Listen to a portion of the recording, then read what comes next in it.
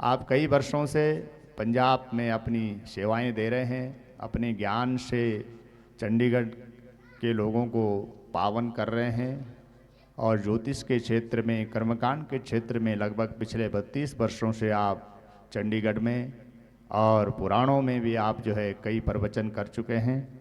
मैं प्रार्थना करूंगा, पहले आप सब लोग एक बार करतल ध्वनि से पूज्य व्यास जी का अभिनंदन करेंगे और प्रार्थना करूंगा कि शिव पुराण के माध्यम से हमें आप शिव पुराण में, क्योंकि शिव तो स्वयं भगवान, क्योंकि शिव और पार्वती गौ स्वरूपा ही है, वृषभ स्वरूपा ही है, तो शिव पुराण में तो गौ माता का ही रहस्य छिपा हुआ है। तो हम प्रार्थना करते हैं कि शिव पुराण के माध्यम से, क्योंकि बड़ा बृहद पुराण है, लेकिन सार रूप में आप हमारे समक्ष रखेंगे। समय आधा घंटे का है, अधिकतम समय आधा घंटा है। आप आधा घंटे से पूर्व भी अपनी बातों को आप पूरा कर सकते हैं, लेकिन अधिकतम समय जो है वो आधा घंटा है जी। जजाग्रतो दूरमुदयति दैव्यं तदुसुप्त तथैवेति दूरंगमं ज्योतिकां ज्योतिरेकां तन्मे मनः शिवसंकल्पमस्तु। गजाननं भूतगणादिसेवितं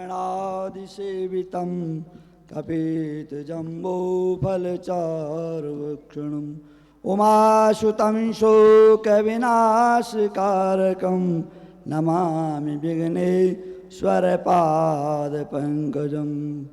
वन्दे देवो मां पतिं सुरगुरुं वन्दे जगत्कारणं वन्दे पन्नगभूषणं मृगधरं वन्दे पशूनां पतिं वन्दे शूरशशाङ्कवाहनं वन्दे मुकुन्दाप्रियं वन्दे भक्तजनाश्रयञ्जवरदां वन्दे शिवों शङ्करं।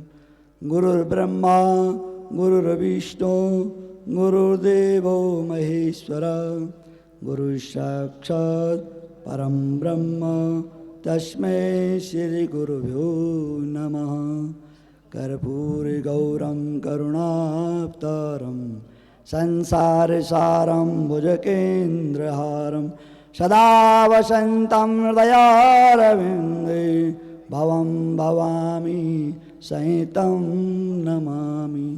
मंगलं भगवान् विष्णु मंगलं गरुडध्वज मंगलं पुंडरीकाक्ष मंगलायतनो हरि।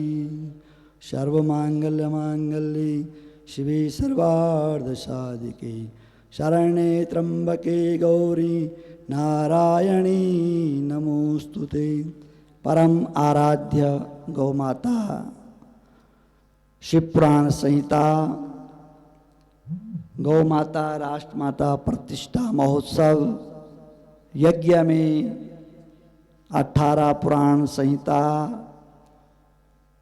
धेनुमानस संहिता, रामचरितमानस संहिता, देवी पुराण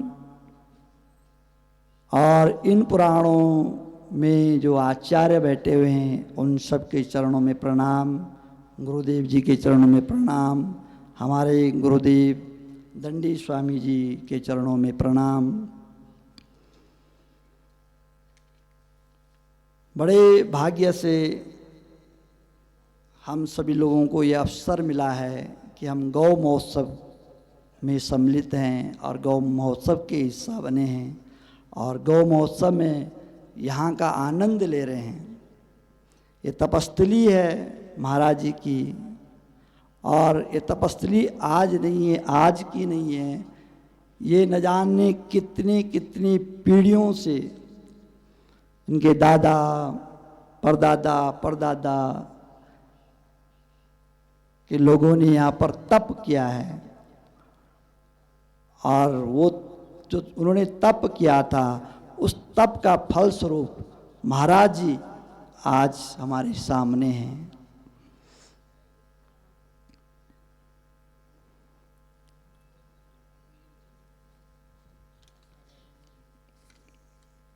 आइए थोड़ा शिव जी के नाम की महिमा, उनके नाम का गुणगान करेंगे। ओम नमः शिवाय, हरे ओम नमः शिवाय। ओम नमः शिवाय। ओम नमः शिवाय। हरि ओम नमः शिवाय। ओम नमः शिवाय। ओम नमः शिवाय। बोलो ओम नमः शिवाय। ओम नमः शिवाय। ओम नमः शिवाय। बोलो ओम नमः शिवाय। ओम नमः शिवाय। बोले शंकर भगवान की, गौ माता की जय, गुरुदेव महाराज की जय, नागराज महाराज की जय, देवी देवताओं की जय, देव देवी डोलियों की जय। मेरे पास शिव महापुराण है और शिव साक्षात कल्याण के देवता हैं। सारे पुराण वेद व्यास जी ने इनकी रचना की है और शिव महापुराण के अंदर 24,000 श्लोक हैं, 7 संहिताएं हैं। विद्येश्वर संहिता, रुद्र संहिता। रुद्र संहिता के अंदर 5 खंड हैं, सृष्टि खंड, सती खंड, पार्वती खंड, कुमार खंड, युद्ध खंड। तीसरा है रुद्र संहिता, कोटि रुद्र संहिता, उमा संहिता, कैलाश संहिता, वायव्य संहिता के अंदर 2 खंड हैं, पूर्व खंड, उत्तर खंड। रुद्र संहिता के अंदर 20 अध्याय हैं,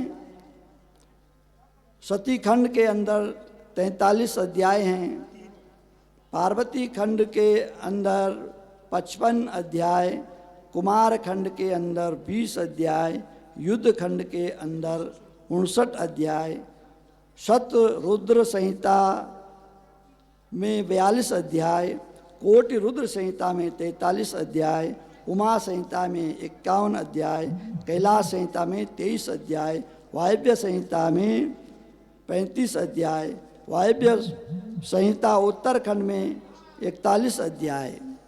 इस प्रकार से शिव महापुराण, शिव साक्षात भगवान कल्याण के देवता हैं और कल्याण के रास्ते पे हमें कौन ले जाता है?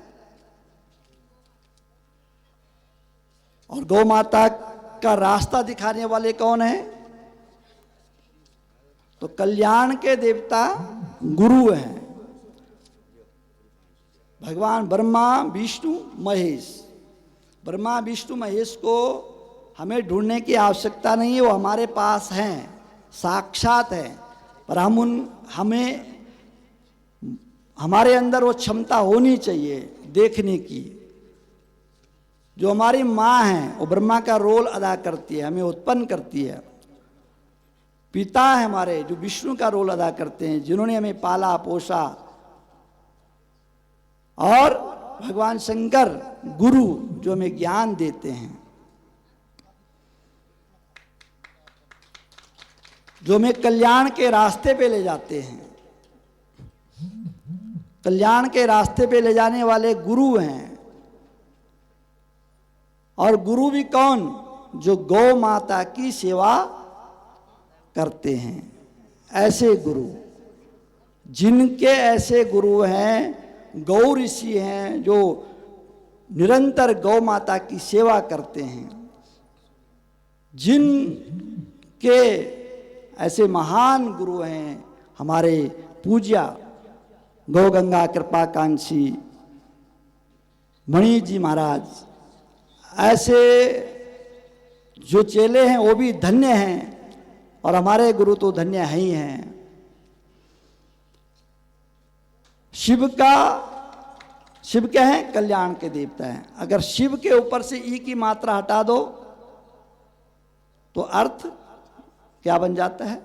तो शिव के ऊपर जो ई की मात्रा है वो पार्वती है, और पार्वती साक्षात गौ है, कल्याणमयी गौ है। गौ भी कौन सी है? कल्याण करने वाली, कल्याणमयी गौ। शिव पार्वती क्या करते हैं? कल्याण करते हैं। कल्याण का मतलब है हमें धर्म के रास्ते पर लगाते हैं। शिव पुराण के अंदर धर्म अर्थ काम मोक्ष, गौ माता भी तीन चारों पदार्थ देती है, धर्म अर्थ काम मोक्ष। जन्म से लेकर मृत्यु पर्यंत तक गौ माता हमारा कल्याण करती है। जब जन्म होता है तो सबसे पहले गौमूत्र लाया जाता है।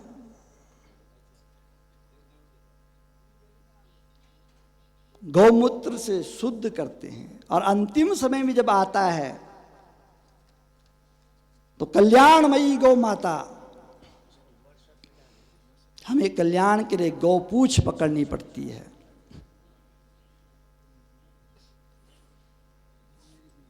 गौ पूछ पकड़ने का टाइम तब था कि जब लोग रात दिन गौ माता की सेवा करते थे, तब उनको गौ पूछ पकड़ाते थे। पर लेकिन आज के लोगों को गौ पूछ के पकड़ने से काम नहीं बनने वाला। आज के मनुष्यों को जब तक हमने गौ की सेवा नहीं की या गौ माता के लिए आगे नहीं आए, गौ माता राष्ट्र माता बनाने के लिए हम आगे नहीं बढ़े, तब तक कल्याण नहीं होने वाला।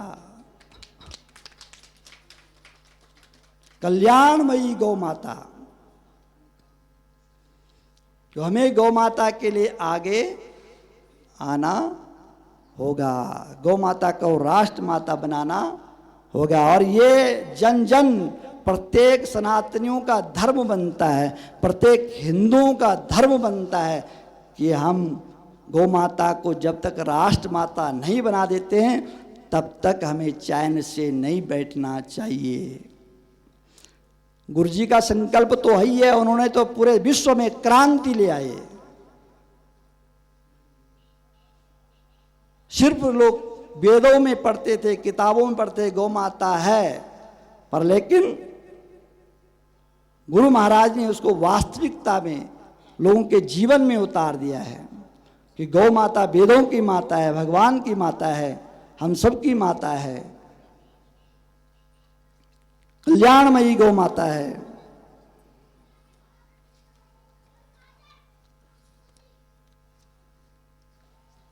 शिव पुराण में श्रवणम कीर्तनम शंभो मननम च महात्रम त्रयम साधनम मुक्तम च विद्यते वेद सम्मतम।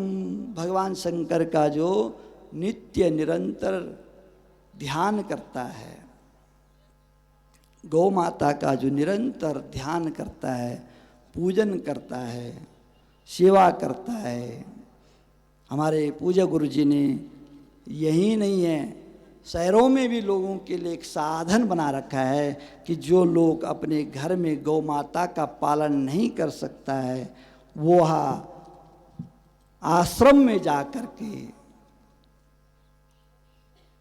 जो गौशालाएं बनाई हुई है, उन गौशालाओं में जा कर के एक गाय को चुन लो, निरंतर उस गाय के पास जा कर के उसकी सेवा करो, निरंतर निरंतर गौ माता की सेवा करो। जब आप उस गौ माता के पास जाओगे तो वो आपके लिए रमाने लग जाएगी। मुझे याद है, हमारी एक गौ थी बचपन से छोटी सी, तो मैं उसको चराता था, वो बड़ी हुई, उसका बच्चा हुआ, तो बादशी से गुरुजी आए हैं, बची राम गुरु जी, तो उनके घर में मेरे ख्याल कोई छोटा बच्चा था, दादाजी थे, और कहा कि ये गौ मामा जी हमें चाहिए, हमारे बच्चे के लिए चाहिए। तो दादाजी इतने सरल स्वभाव के थे, अपने घर में नहीं है, दूध नहीं है, कल ले बच्चे के चाहिए, ले जाओ जी, चल दे दिया। अब मैं कुछ दिनों के बाद उधर उनके घर में जाना हुआ, कुछ महीनों के बाद, तो गौ माता एकदम से खड़ी हो गई और रमाने लग गई। मतलब अब हम गौ से प्रेम करते हैं तो वास्तविकता प्रेम गौ माता हमसे करती है। और यहाँ भी नहीं, वहाँ भी हमारा कल्याण गौ माता करती है, जो निरंतर निरंतर सुबह शाम दिन, वैसे तो हर समय पुराण शास्त्र वेद कहते हैं कि अपना काम करते रहो। वेद शास्त्र पुराण ये नहीं कहते कि आप माला लेकर के बैठ जाओ। जिसको जो कार्य मिला हुआ है, सबसे पहले जिम्मेवारी उसकी है कि जो घर में बुजुर्ग हैं उनकी सेवा करें, घर में छोटे बच्चे हैं उनकी सेवा करें, छोटे बच्चों को संस्कार दें। छोटे बच्चों को संस्कार सिखाने से नहीं मिलेंगे, जब हम संस्कारों वाला आचरण करेंगे तो हमको देखते हुए, अपने माता पिता को देखते हुए वो बच्चा वैसे ही सीखते हैं जैसे माता पिता करते हैं।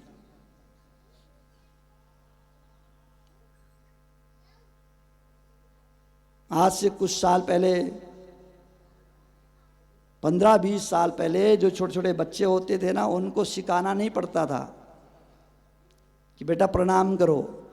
आज 20-20, 22-22 साल के बच्चों को बोलना पड़ रहा है कि बेटा प्रणाम करो। उसका कारण है, उसका कारण ये है कि हम लोग अलग अलग हो गए, बिखर गए हैं, छोटे छोटे परिवार हो गए हैं, माता पिता को हमने छोड़ दिया है, संयुक्त परिवार से हम बिखर गए हैं। संयुक्त परिवार में बच्चों को संस्कार मिलते हैं, उन बच्चों को पता है मेरे चाचा हैं, दादा हैं, मामा हैं, बुआ हैं, सबका उनको ध्यान रहता है। और जिस बच्चे ने बचपन से बाहर है, जिस बच्चे ने अपने दादा को कभी नहीं देखा, अपने चाचा को, ताया को, बुआ को कभी नहीं देखा, पड़ोस वाला जो पड़ोसी होता है वो उसका सगा बन जाता है, और अपना जो सगा है वो दूर का बन जाता है। तो वो क्यों? वो हम लोगों के कारण, क्योंकि हमने परिवार को छोड़ दिया है। बच्चों को संस्कार देना पड़ता है, सिखाना पड़ता है। तो शास्त्र कहते हैं पहले जो आपकी जिम्मेवारी है, माता पिता की सेवा करना, बच्चों को सेवा करना, उनको शिक्षा देना। सबसे पहली गुरु है माँ। माँ अपने बच्चों को कृष्ण बना सकती है, माँ अपने बच्चों को कंस बना सकती है।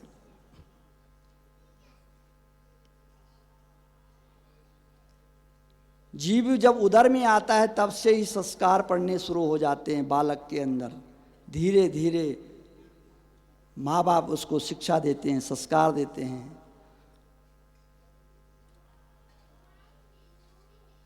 बोला निरंतर भगवान का चिंतन करो, निरंतर गौ माता की सेवा करो। जो निरंतर निरंतर भगवान की सेवा करता है, गौ माता की सेवा करता है, गौ माता उसके ऊपर अपनी कृपा बनाए रखते हैं। कल्याणमयी गौ माता हम सबका कल्याण करती है। त्वमेव मे गुरु ब्रह्मं त्वं माता त्वं पितासि च उदरो द्वारमादीनां त्वमेवं शरणं गता। हे गौ माता, गौ माता ही हमारी गुरु है, गौ माता ही पिता है। गौ माता, मैं आपकी शरण में हूँ। गौ माता मेरा उद्धार करना, मेरा कल्याण करना, ऐसी हमारी कल्याणमयी गौ माता। और ये दिव्या जो महायज्ञ है, दुर्गम स्थान चोपड़धाम, श्यामबन, और ऐसा यज्ञ कोई साधारण यज्ञ नहीं है। और ऐसे दुर्गम स्थान में साधारण व्यक्ति भी ऐसे यज्ञ को नहीं कर सकता है। उसके पास चाहे वो करोड़पति है फिर भी नहीं कर सकता। ऐसे स्थान पर यज्ञ करने के लिए पुरुषार्थ चाहिए, तप चाहिए, साधना चाहिए, जो पूज्य गुरु जी के पास है। और पूज्य गुरु जी के कृपा से, उनकी साधना से यह जो स्थान है इस श्याम वन चोपड़ धाम बन गया, जहाँ नित्य निरंतर गौ माता चरती है, रंभाती है। यहाँ का कण कण शंकर बन गया।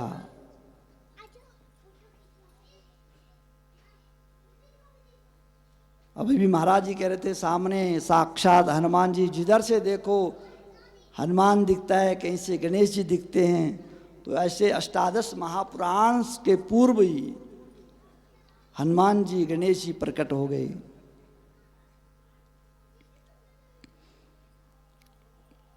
माता पार्वती के मल से गणेश जी का प्रकट हुए। ऐसी है हमारी गौ माता। गुरुदेव कहते हैं, जो गौ का गोबर है वह बड़ा शुभ है, पूजनीय है। उसी गोबर से हम जब पूजा करते हैं, गोबर गणेश रखा जाता है। तो गौ माता का गोबर, गौमूत्र, एक एक रूम पूजनीय है। और सारे देवी देवता गौ माता के अंदर है। हमें कहीं इधर उधर जाने की आवश्यकता नहीं है। अगर हमने गौ माता की सेवा कर दी है, गौ माता हमारे लिए सब कुछ है, कल्याणमयी है गौ माता।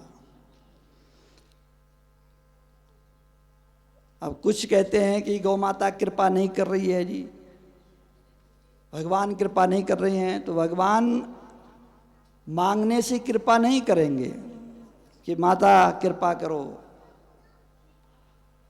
कृपा तो अनायास हो जाती है कि जब हम उस के प्रति समर्पित हो जाते हैं, तभी कृपा होती है। जब हम समर्पित हो जाते हैं, चाहे माता के प्रति, चाहे पिता के प्रति, चाहे गुरु के प्रति, चाहे गौ माता के प्रति, चाहे भगवान के प्रति, जब हम समर्पित हो जाते हैं तो अनायास ही कृपा हो जाती है।